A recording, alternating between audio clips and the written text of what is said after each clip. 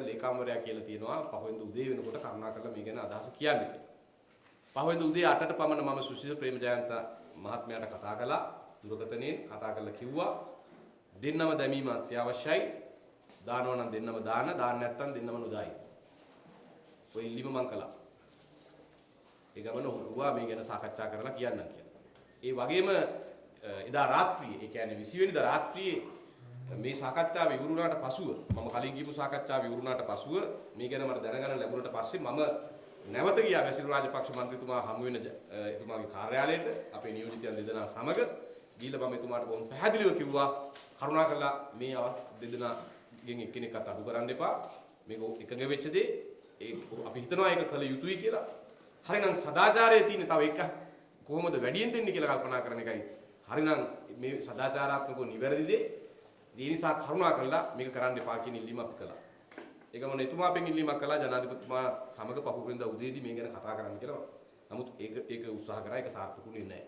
පසුව අපිට දැනගන්න ලැබුණා අපේ අනුදැනුමකින් තොරව දැන් මගේ ඉල්ලීම තිබුණේ සුශීල් ප්‍රේමජයන්ත මහලේකම්වරයාට කරුණා කළා දානව නම් දෙකම දාන නැත්තම් නොදායි.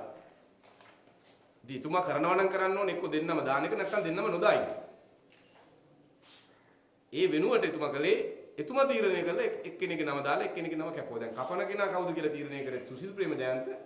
දාන්නේ කවුද කියලා තීරණය කරේ සුශීල් ප්‍රේමජයන්ත. සුශීල් ප්‍රේමජයන්ත සන්දානි මහලේකම් වුණාට ජාතික නිදහස් පෙරමුණේ මහලේකම් නෙවෙයි.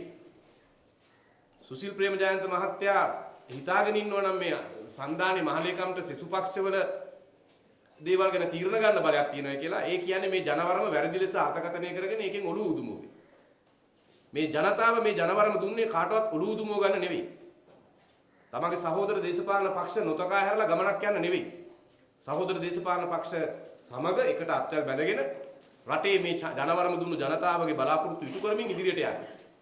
ඒ නිසා කිසි ලෙසකින්වත් ඒ කරපු නින්දිත ක්‍රියාව ජාතික නිදහස් පෙරමුණේ අපි පිළිගන්නේ නැහැ අනුමත කරන්නේ නැහැ. මේක නරක සම්ප්‍රදායක්, වැරදි සම්ප්‍රදායක්, වහා වෙනස් විය යුතු සම්ප්‍රදායක්. හෙට දේශපාලනය එළියට වැටුණත් අපි ඉන්න කාලේ හරියට මේ රටේ දේශපාලනය කරනවා කාටවත් යට වෙන්නේ නැතුව දන ගන්නේ නැතුව. ඒක අපි ඊටාම පැහැදිලිව අවධාරණය කරනවා. මේ රටේ ජනතාවගේ බලාපොරොත්තුත් එක්ක සෙල්ලම් කරන්න ඉඩ දෙන්නේ නැහැ. මුසම්මේ මන්ත්‍රීතුමා තමුන්නාන්සලා දන්නවා. ජනාධිපතිවරණේ වෙලාවේ සල්ලි වලට තමන්ව ලක්ෂ 300කට ගන්න එද්දී ඒක රටට ජාතියට හෙළිදරව් කරලා ඒ ජනාධිපතිවරණ ජයග්‍රහණය වෙනුවෙන් මහා කැපවීම සහගත භූමිකාවක් ඉටු කරපු කෙනෙක්. මුසම්මිල්ව ජාතික ලයිස්තුවට සුදුසු නෑ. අර